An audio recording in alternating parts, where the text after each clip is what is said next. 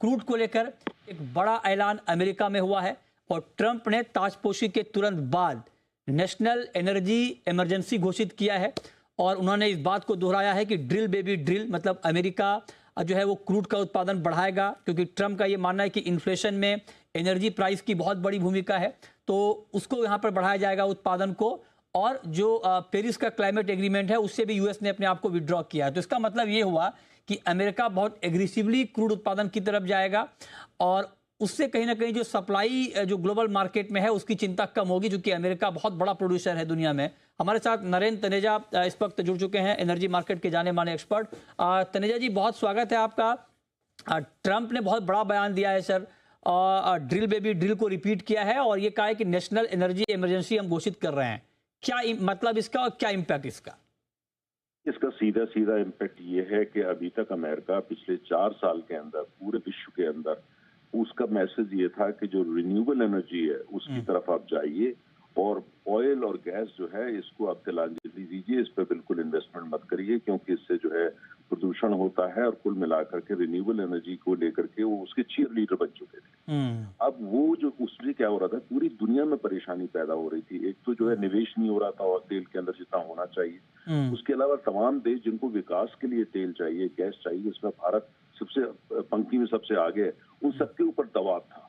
तेल को जो है आप एक किनारे करिए और रिन्यूएबल पर फोकस करिए। तमाम देशों ने किया, नहीं भारत ने भी किया, लेकिन वो उससे जो है पूरी दुनिया की समस्या हल नहीं होती। अच्छा। क्योंकि विश्व की अर्थव्यवस्था जो है आज भी ऑयल इकोनॉमी है और तेल की भी उसमें बड़ी भूमिका है। अब ट्रम्प साहब ने जो आकर के किया है, चूंकि अमेरिका दुनिया का सबसे बड़ा उपभोक्ता है तेल का और दुनिया का सबसे बड़ा वो प्रोड्यूसर भी है, अगर उनके यहाँ से ये मैसेज जाता है कि हम ऑयल को इंसेंटिवाइज कर रहे हैं, दूसरी तरफ जो है पेरिस डील से निकल जाने का मतलब ये है कि ये जो सारा बाइडेन सरकार का एजेंडा था रिन्यूएबल का, हम उसको तिलांजलि देते हैं, हम उसको नहीं मानते हैं। पूरी दुनिया में संकेत ये गया, सीधा सीधा जा चुका है कि भाई तेल जो है उसके अंदर और निवेश करिए, तेल की उपलब्धता अवेलेबिलिटी को बढ़ाइए और तेल की जो अहमियत है पूरे विश्व की अर्थव्यवस्था के लिए जरूरी है। ये एक रियलिस्टिक पॉइंट ऑफ व्यू है। जो बाइडेन सरकार कर रही थी वो आइडियलिस्टिक था और वो उनका अपना एक एजेंडा था। तो मुझे लगता है कि पूरा विश्व में जो तेल का बाजार है, तेल की दुनिया है, ऊर्जा की दुनिया है, वो वापस जो है वो रियलिटी पे आ रही है, यथार्थ पे आ रही है।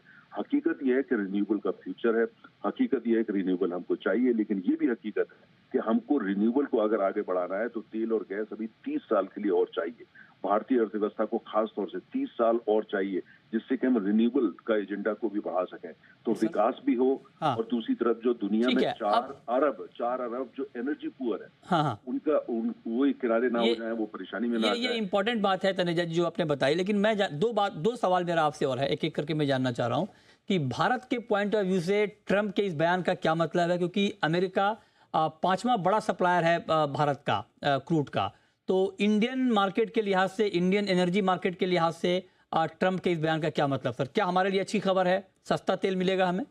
नहीं, ये अच्छी खबर नहीं है, ये बहुत अच्छी खबर है। अच्छा, हमारे देश में तेल और गैस में निवेश बढ़ेगा। हम जो गहरे समंदर में तेल की खोज कर रहे हैं उसमें बाहर की कंपनियां आएंगी, अमेरिका की कंपनियां भी आएंगी, भारत में निवेश करेंगी तेल खनन और उत्पादन में। उसके अलावा अमेरिका कोशिश करेगा कि भारत को तेल का निर्यात बढ़ाए। जो मिडिल ईस्ट के कंट्री है जिसके ऊपर अमेरिका का काफी दबदबा है, गल्फ कंट्री, उनके ऊपर भी होगा, तेल का उत्पादन बढ़ाइए। तो कुल मिलाकर के जो सप्लाई साइड में थोड़ी बहुत कंस्ट्रेंट जो दिक्कतें वो कम हो जाएंगी। राइट। और भारतीय अर्थव्यवस्था के लिए बहुत अच्छी खबर है। आखिरी सवाल सर, प्राइस क्या देख रहे हैं आप ब्रेंट का? हाँ, ये आपने बहुत प्रश्न किया। देखिए, मेरा ये मानना है कि जो अब सेंटिमेंट्स मार्केट में डेवलप हुए हैं, चलता तो अंततः उन्होंने 2 संकेत दिए। तो ये कहा कि भाई निवेश इसमें बढ़ाओ और drill by drill baby drill, और दूसरे उन्होंने कहा मैं शांति का दूत हूँ, मैं शांति के लिए काम। अर्थात मैसेज है कि मिडिल ईस्ट में और साथ में यूक्रेन को लेकर के वो कुछ ऐसे कदम उठाएंगे कि वहाँ पॉलिटिकल स्टेबिलिटी आएगी। पॉलिटिकल स्टेबिलिटी ऑयल के लिए अच्छी खबर होती है और दूसरी तरफ निवेश भी ज्यादा जाएगा। और कुल मिला के आप देखते हैं तो भारतीय अर्थव्यवस्था के लिए अच्छी खबर। कीमत की जहां तक बात है, $70 पर बैरल एवरेज ये रहना चाहिए आने वाले 3-4 महीने। इससे आगे कोई प्रेडिक्शन मुश्किल हो।